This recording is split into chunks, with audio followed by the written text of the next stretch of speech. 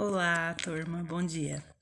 Aqui é a professora Denise. Eu vou fazer um videozinho para vocês explicando um pouco mais sobre os aspectos sociais do continente europeu, começando ali pela regionalização. Então, o meridiano de Greenwich, ele divide a Terra em dois hemisférios, o hemisfério leste e o hemisfério oeste.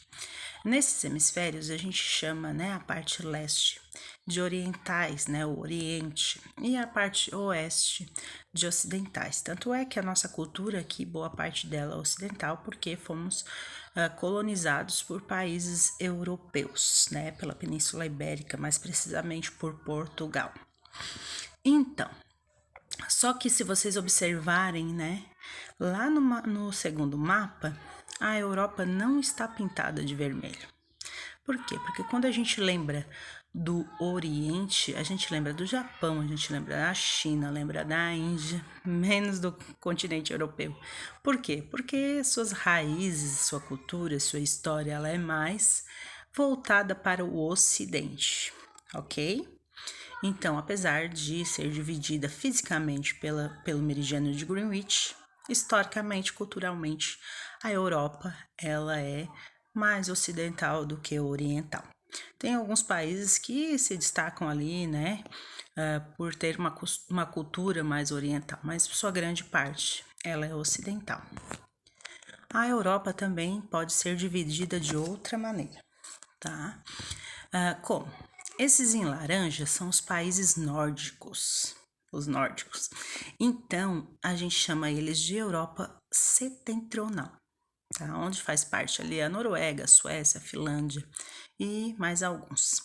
Temos também a Europa ocidental, aqueles países que têm mais ali características do Ocidente, que é o Reino Unido, a Irlanda, a França, a Alemanha e mais alguns países. Temos também a Europa Mediterrânea, que ela é chamada desse nome por quê? Porque ela sofre ali muita influência do mar Mediterrâneo e, consequentemente, gerando algumas características próprias desses países. E temos a Europa Centro-Oriental, que são aqueles países mais próximos à Rússia, que antigamente, na época da Guerra Fria, faziam parte ali da ex-União Soviética. Então, eles são regionalizados com essas características deles são mais próximas da Rússia, beleza? Temos também essas nomenclaturas que às vezes confunde bastante a cabeça da gente. Tem a Inglaterra, lá onde tem a Rainha Elizabeth, que já está quase 100 anos, tá?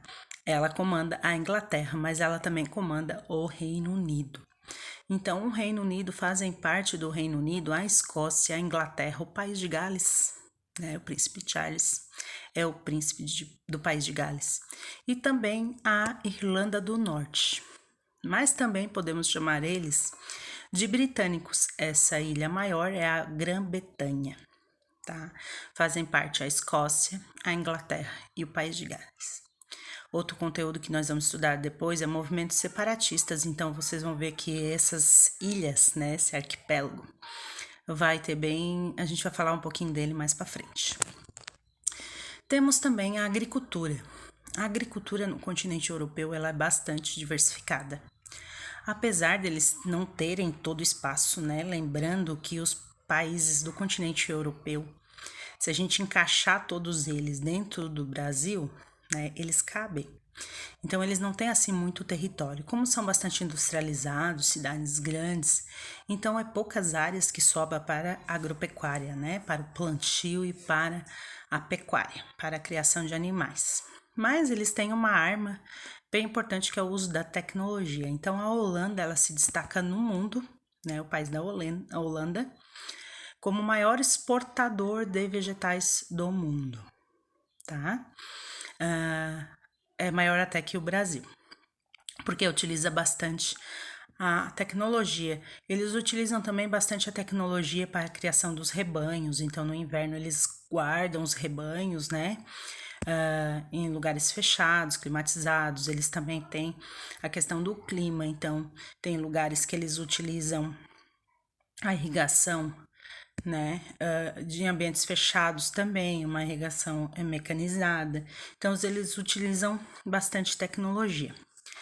Ali na parte mediterrânea da Europa, tem destaque, né, as oliveiras. Então, a Itália, Portugal, são países grandes exportadores do azeite de oliva.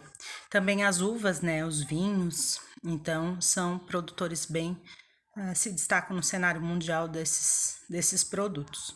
Tem também o chocolate suíço, que algumas pessoas lembram, que também as pessoas falam, né, que é o melhor chocolate, apesar deles não produzirem ali o cacau, mas eles têm ali um leite de alta qualidade, fazendo com que o chocolate suíço seja famoso no mundo todo. Aqui agora é o espaço industrial.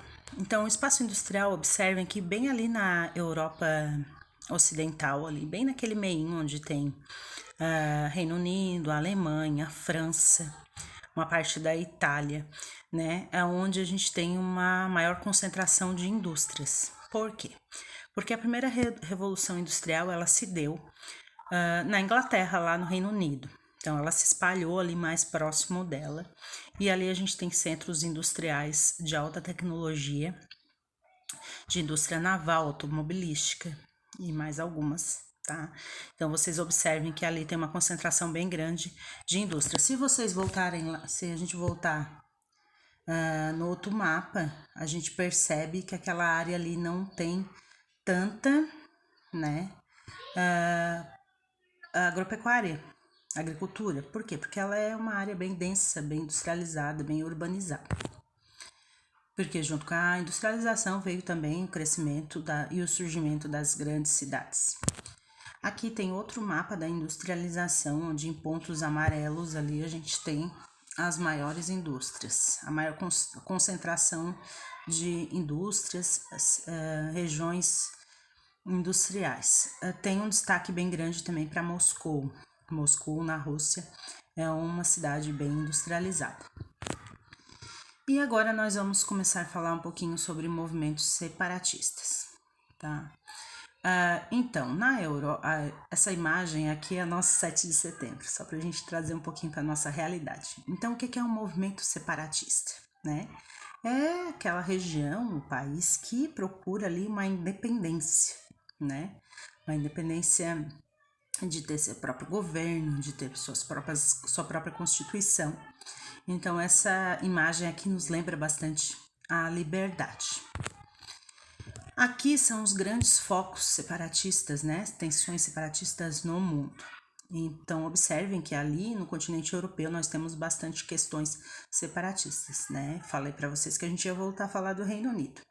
Então, ali no Reino Unido, o País de Gales, ele procura, né? Ele tenta ali se separar, ter uma autonomia maior. A Irlanda também. A Escócia também. Então, são países que fazem parte do Reino Unido e querem ali uma emancipação, querem um pouco mais de autonomia. E temos ali, na Espanha, dois movimentos separatistas bem interessantes, que é o que a gente vai fazer numa atividade hoje. Então, a Aline vai entregar para vocês um mapa da Espanha, onde tem ali o País Basco e a Catalunha. Como vocês estão na sala de informática, vocês vão colar no caderno esse mapa e vão pesquisar um pouquinho mais sobre esses dois movimentos separatistas dentro da Espanha. Então, eu vou dar uma explicadinha assim por cima e depois vocês vão pesquisar mais alguma coisa e anotar no seu caderno para a gente conversar na próxima aula sobre esse conteúdo, ok? A Catalunha. A Catalunha, ela tem um movimento separatista há bastante tempo, né? Eles têm uma língua própria, o catalão, tá? Lá na Catalunha tem o time do Barcelona, que gera muita riqueza para a região. Eles têm ali um PIB altíssimo, tem muito turismo, então eles têm muita riqueza. Então, eles tentam se separar da Espanha, se tornar um país, né? E temos também o País de Basco, que não é um país, né? Obviamente só leva esse nome, mas é uma região da Espanha, do norte da Espanha, que ela tenta se separar desde 1959, quando nasceu um movimento separatista, que é o ETA. O ETA é uma luta armada, né, pela independência. Então, ela é considerada pela União Europeia um grupo terrorista. Tá? Eles também têm uma língua nova, própria. Eles têm um parlamento desde 1980 e os bascos ainda não têm seu território. Então é isso que vocês vão fazer hoje. Vocês vão colar o mapa no caderno e vão pesquisar um pouco mais sobre essas duas questões separatistas que a gente tem na Espanha, mais precisamente no continente europeu. Tá bom, gente? Beijo, boa aula!